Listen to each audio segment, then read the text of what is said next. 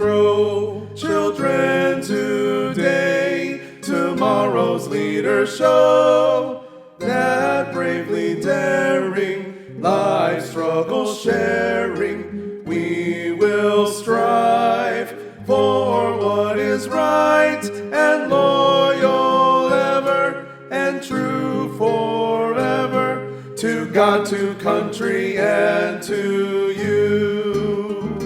Mount Sacred Heart, no matter where we'll be, oh grandest school of all, our hearts will.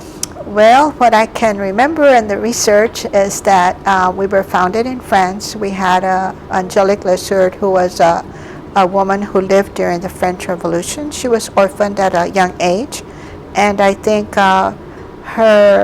her faith in France from her parents, even though she lost her parents at a young age, she had a deep faith and a close connection to people.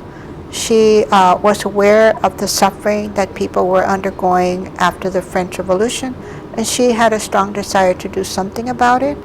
And so her heart just responded to the suffering around her, where people did not have the opportunity and the luxury of living their faith and the sacraments available because priests were not around. And the other thing is there was a lot of poverty and just a breakdown of the church and even the family life. And so she responded by offering food and to the needy and responding to the needs of the people, material needs and spiritual needs.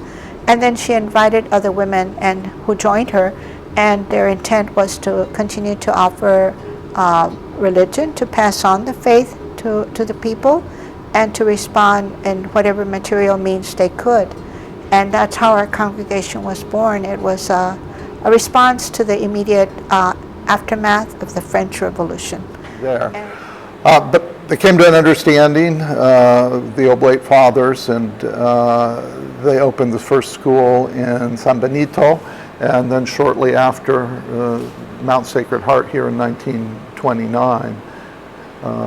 And it was one of the sisters that Mother Fermine appointed to be the principal. She was very young at the time, probably not yet even 30 years old, Sister Rosa of Lima, who was one of the first native Texans to join the order. She had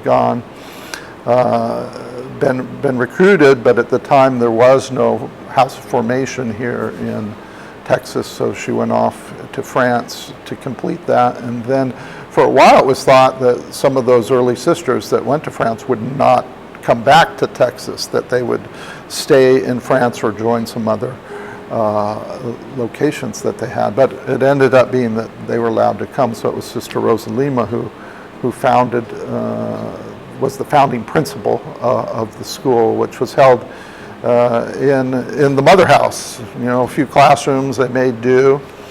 And then it just grew. There was such a need. And the neat thing, we look about Mount Sacred Heart today, and we've got North Star Mall and everything. We're like right in the middle, inside the loop. Well, this was in just farm country, 6 miles out in the middle of nowhere.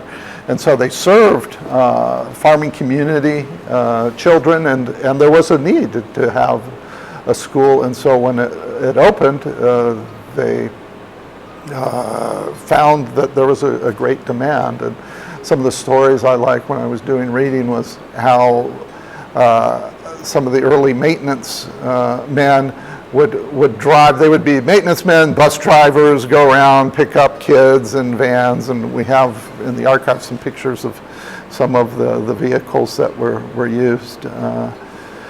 And so there was great growth, and of course we built this building here, at least half of the building, gosh, would have been 1940, I think it was, yeah.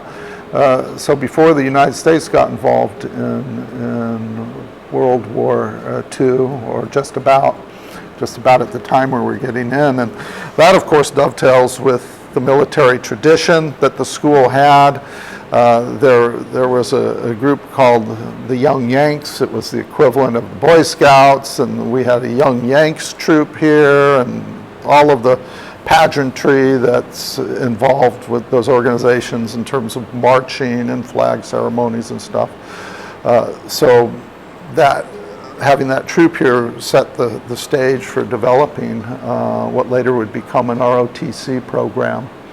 And so grew and grew and grew, and then of course there was the issue, originally there were girls when it was based at the Mothers House, but when it became little larger and we were at this facility here, then it was all boys, and there was the need for the girls' school because, you know, why do I drop off my boy here and then have to go who knows where for my daughter? And so the sisters in the early to mid 50s began planning for that girls' school, which they then opened, what was it, 1955, I think, maybe, right down the street from us. I interviewed one person, Bob Briseño, who was at the boys' school at this time, and I asked him, you know, what was the interaction like between the two schools? And he said it was almost non-existent. It was waving to them from the cars as they drove by. So they were pretty separate entities, at least in the beginning.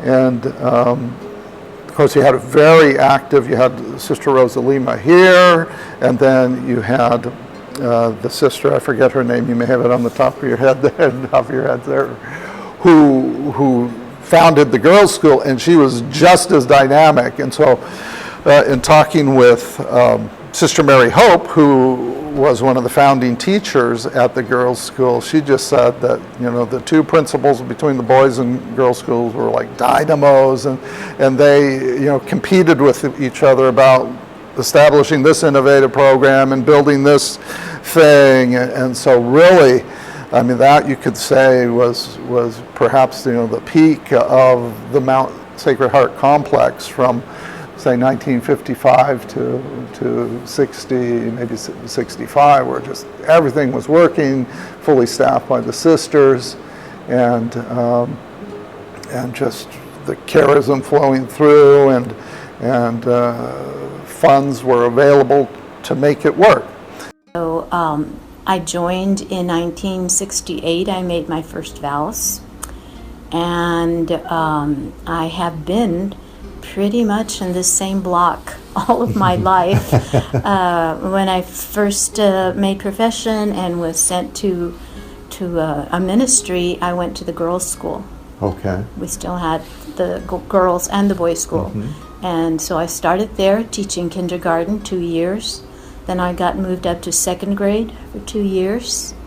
And then I came to the boys' school and taught third grade for 1 year.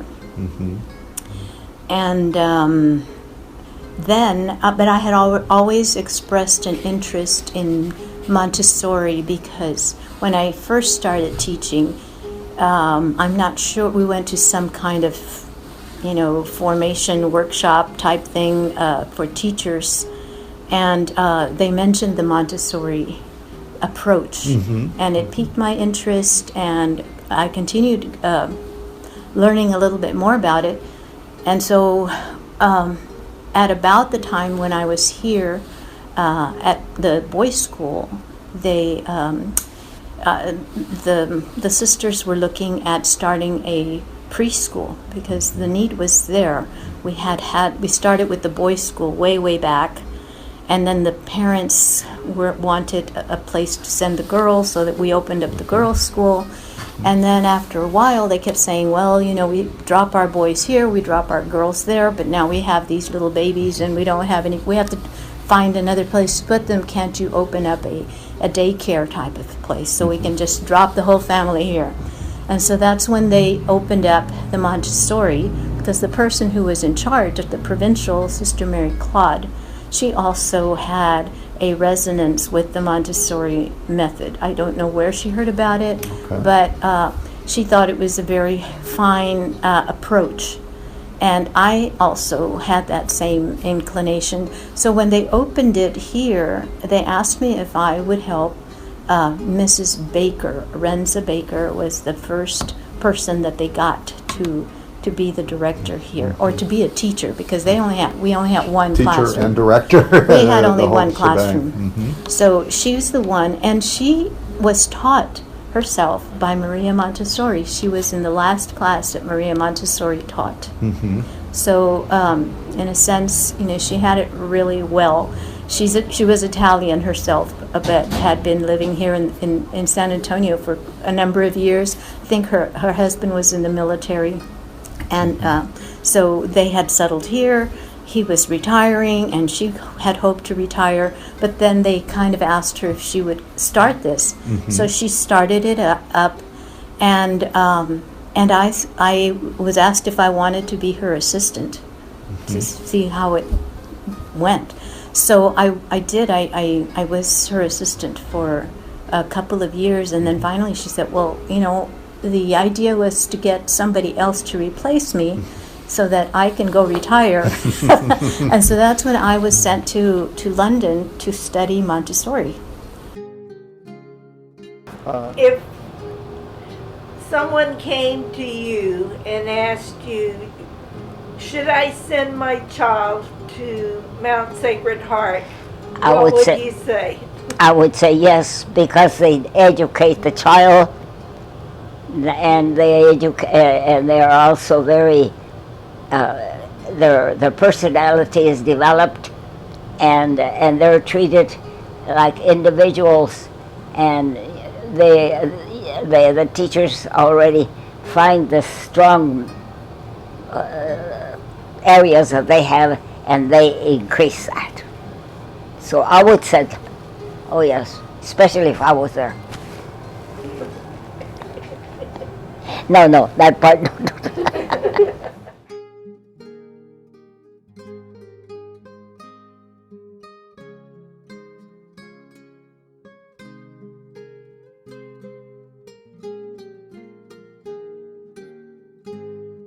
And who were your teachers? Sister Emiliana was for the religion. Sister Socorrito was my 8th grade teacher. Yes. So which religious congregation? The congregation was Sisters of the Sacred Heart of Jesus. So you were taught by the sisters Yes. of the Sacred Heart Yes. of Jesus. In the 7th and 8th grade. I had my school was the Zavala school, and then we went up to Mount Sacred Heart. To the Sacred Heart, Immaculate Heart of Mary School. Okay. So you were from elementary school. You were at Immaculate Heart of Mary with our sisters. Yes, I was. I knew all of them. Sister Beatrice when she was there, Sister Anthony, who's now 102 years old. I knew her. She would turn the rope for us to jump at the 8th graders. We had a good time with the sisters. And the sisters would tell us,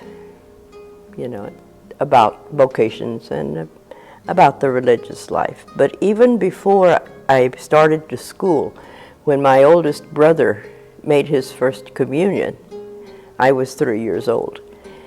And the women of the parish took turns in bringing the meals to the sisters. And this particular day, it was my mother's turn, and so we all went to town, which was unheard of in our day. You never went to town except on Saturday. And that was to go to confession and to buy whatever groceries you needed, and that was it. So we were at church, of all places, in the middle of the week. And so Sister Gerard came out, beloved Sister Gerard, and she asked me what my name was. And at that time, I spoke only Czech. So I told her, Nelushka. Oh, so she looked at me kind of funny, and then Father translated for us because she didn't understand Czech. And so she asked me what I was doing at the parish house. And I said, I came to feed the sisters. So then she asked me, what are you going to be when you grow up? And I told her, a sister like you. Where that came from can only be God, I guess.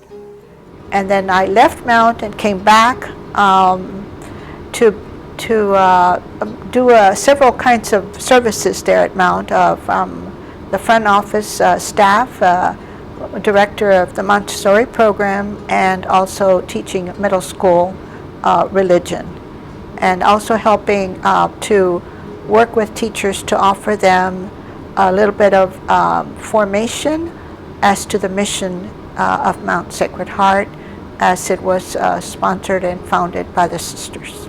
And so it was really a mission of what is the core values, what are the core values of Mount Sacred Heart, which are, I think, are still there: community, compassion, service, and community, compassion, integrity, and service. Yeah. I became a sister. One is I was educated by the Sisters of Sacred Heart in a Catholic school in the Valley. The Oblate Fathers founded schools wherever they were at, and they primarily served the poor communities. And it was at a time where in Texas there were a lot of changes regarding education, but Hispanics typically had a substandard education, so the Oblate Fathers, wherever they were at, they started schools. And I went to St. John Catholic School in San Juan, Texas. And the Oblates knew our sisters very well, so wherever they started school, we went. And so, when at that time, the state of Texas had a law that did not allow students to speak any other language except English. And so that was part of my background. We would be punished if we spoke Spanish. My first language is Spanish. But then we would have visits from sisters that would come at that time. We would call them Mother Provincial. And so this Mother Provincial comes to visit our school, and she says to us, "Buenos dias." And of course, we naturally responded, because that's part of how we were taught in our families. And that to me was something. Here was this woman who was French, who was non-typical of anyone that I knew in our area. And the fact that she was sensitive to our culture was something that, as a little girl, when I would say, I want to be one of those sisters. Well, when I was about 5 years old, I went to the movies to see The Song of Bernadette. And apparently, according to my mom, that's what got me going, because I had my brothers and the neighbors in procession, and I would wear this towel on my head so I could look like Bernadette. So that's what got me to want to be a sister. Here, that's asked, one of my favorite memories at Mount Sacred Heart, preparing the children for the celebration of reconciliation, confession, and then on to First Communion. That was just such a beautiful way to prepare them, and to see their innocence, and their nervousness as they're getting ready to go to confession. And what if I forget? That's okay. God knows you're trying, and just try your best. Then to see the relief on their face, ma'am, after they had been to confession, it was like, I did it, kind of thing. So it'd say, I knew you would, but it's like everyone else. Even I get nervous and forget. Now, at my age, I'm going to have to start writing down and say, here, Father, you read it. But it was, ma'am, and then for their ceremonies, they were like angels. They looked so nice. The girls dressed in white, and their boys in their suits, whatever color they chose to wear. It was just marvelous. Those were one of my very happy moments, to prepare them for First Communion. There was dancing lessons by Lena Skiles, and I thought that was very, very unique for the girls, because they excelled in their dancing performances. And it was very, very admiring that the girls went for their dancing lesson, beginning from kindergarten on up, and the boys went to PE. And only, I think it was once or twice, that some of the boys signed up for tap dancing. And it was very nice when they performed at the end of the school year in May. They did their tap dancing, and it was great. It was wonderful, but it was just once or twice that I can remember. But then it was all girls. Every girl, every grade performed, and it was just, that was the big, I think it was a big thing at the end of the year for Mount Sacred Heart School, because they had the dancing performance. Okay, so my role here at Mount Sacred Heart, I didn't have too much of a role here in Mount Sacred Heart because I was never a teacher here at the school. I did an apostolic experience at the girls' school when I was just a postulant. So that must have been in 1972, I think. And I worked with Sister Mary Euphrasia Lowenstein, who was a first grade teacher at that time. And I had a good time with her because she was she was funny. She was, she was a good person to be with. She loved the children. So she taught me a lot about being a good teacher, even though I wasn't on the road to being a teacher. I was on the road to being a nurse. And then my second experience was Sister Euphrasia was a first grade teacher, so I was with first graders and worked with them. So it turned out to be a very lovely experience, actually.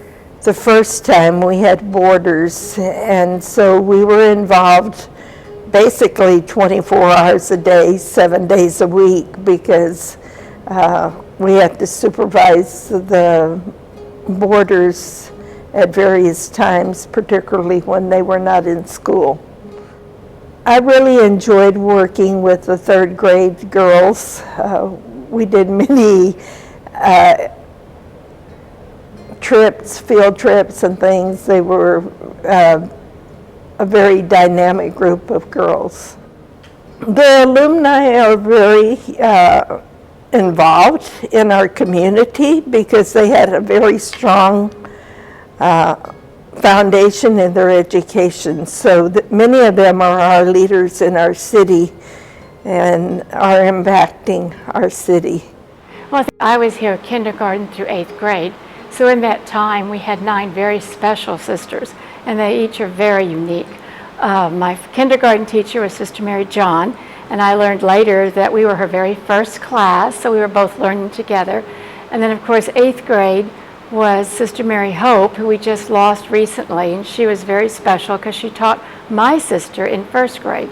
I think some of the more memorable ones were Sister Louise. Sister Louise had always been at the boys' school, and she was very used to dealing with boys. So coming to the girls' school is a little bit different. And when she would get upset, she'd get very red in the face. But we had wonderful, wonderful teachers, and what they taught us and they loved for us was always phenomenal. I was there when school opened here at this location in 1941. I entered in September of 1941,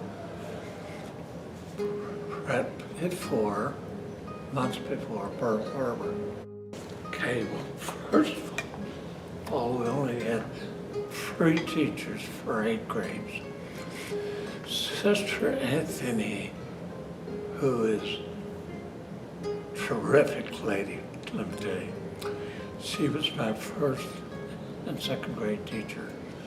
Sister Louise then came in 3rd, 4th, and 5th. And finally, Mother Rose of Lima, 6th, 7th, and 8th grades.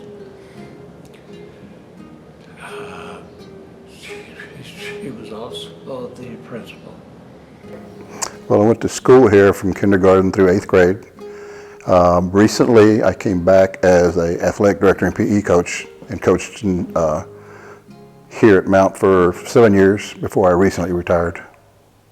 My favorite time was when I was old enough to play in athletics. Back in those days, we could only compete in athletics as a 7th or 8th grader. So those are my 2 favorite years. We were playing football and basketball and baseball and doing track, competing against the other schools. Big rivals were TMI and San Antonio Academy, as well as the other Catholic schools. So in the band, it was Mr. Klein that was teaching us how to play instruments. My older brother played the trumpet and trombone. I played drum and trombone, and my younger brother played saxophone. And I believe it was my 8th grade year that they asked me to be the drum major. So it was really nice and neat to be out there with the baton. I never learned how to twirl it like some of the other drum majors did, but it was a fun experience doing the drum majoring. You know, I think some of the most impactful times when I was here at Mount were the CYO years. And I say that with me personally, and then with my kids that also came here. The reason being, I don't know how CYO does this, and I don't know if it's CYO or the school, but the people that you meet during those CYO years,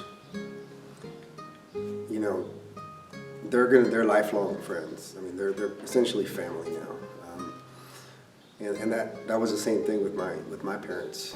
When I was in high school, I heard some girls talking about Mount Sacred Heart, and I started to wonder where it was. So I looked it up, and I saw that it was a place where there were still nuns teaching, and I liked that idea.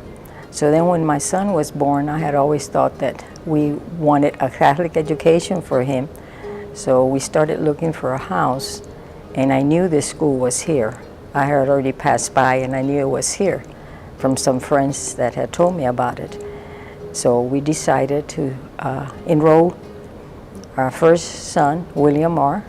Herrera, into kindergarten here at Mount Sacred Heart. And that's how I came to Mount Sacred Heart. I moved into the neighborhood first, and then I knew I was moving to the neighborhood so we could have him at Mount Sacred Heart. I was working on getting a degree, so at that time I would volunteer for quite a few things, festivals, helping the teachers during the day if they needed some papers to be graded or whatever they needed in the classroom, or substituting. So it was a lot of involvement with the school. I was here just about every day. I didn't stay all day because I didn't want to be a burden to anybody, but there was always something that you could do here at Mount Sacred Heart School. So I found that very exciting, that I could be involved and still keep track of my kids, my 3 sons, as to how was it going at school, if everything was going well, and thank God it was. So I was very, very blessed to have been able to send them to the school and to live close by and to get the education that they did get here at Mount Sacred Heart School. The priest was Father James Hubert. He was an oblate, and he was here when I started, so that's how I met him. And in addition to him being a wonderful teacher and a wonderful person as far as patience and community and mixing with parents, he was very good at that. He was just, I don't think there's any parent that disliked Father James. He was just that type of character that had a good joking period time and a good serious period. But he was a real blessing to Mount Sacred Heart, was Father James, and he was here quite a few years before he retired. He became a good friend to Bill. Yeah, and he became a good friend to us personally, and we would invite him. We had a piece of land and out of town, and he loved to go dove hunting, just loved it. So he'd go with us every weekend to go dove hunting. He was a very special person to me and my husband, and we missed him dearly. I've been involved with Mount for 30 years, and I've had a close relationship with faculty, staff, parents, alumni, and of course the sisters. It's hard not to get emotional. All the sisters hold a very special place in my heart. The one that always reaches out to me is Sister Alice, because she always sends me and my family card just to let us know that the sisters are praying for us. And to this day, she does it. And but like I said, all the sisters, I've had wonderful memories. But the memory that holds dear to my heart is the fact that Sister Alice reaches and sends us prayer cards all the time.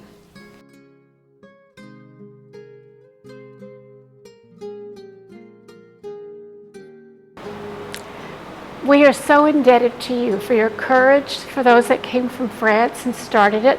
I know Sister Mary Hope was the last that came from France, but I was very fortunate to have so many sisters that were French and taught the girls French. The boys got Spanish, but we got French, and really instilled that love of all things foreign in us. But the foundation, the commitment you had to us, the faithfulness that you instilled in us. So we're very grateful to you for all of your sacrifices so that we could be who we are today.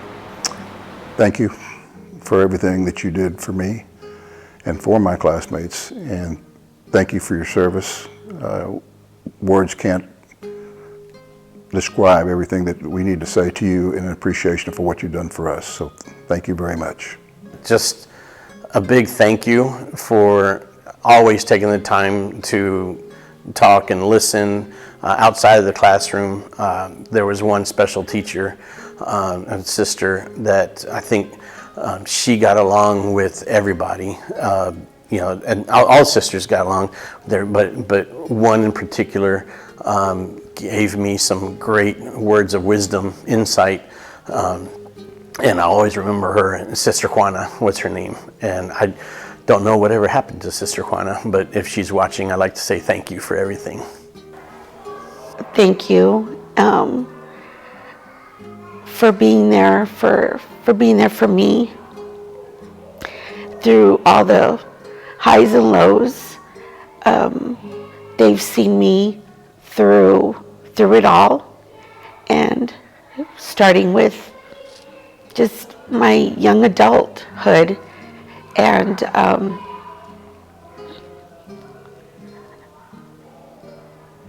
carrying it on to my family, being there when I got married, being there when I had my first babies, and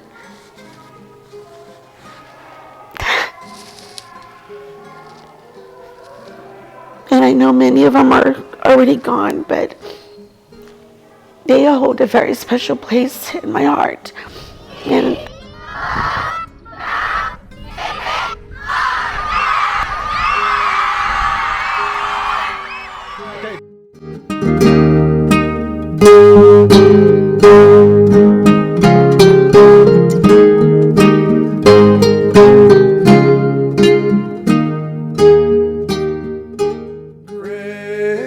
Cradles from little acorns grow, children today, tomorrow's leaders show that bravely daring, life struggle sharing, we will strive for what is right and loyal ever and true forever, to God, to country, and to you. Mount Sacred Heart, no matter where we'll be, oh grandest school of all, our hearts will turn to you. And loyal ever and true forever,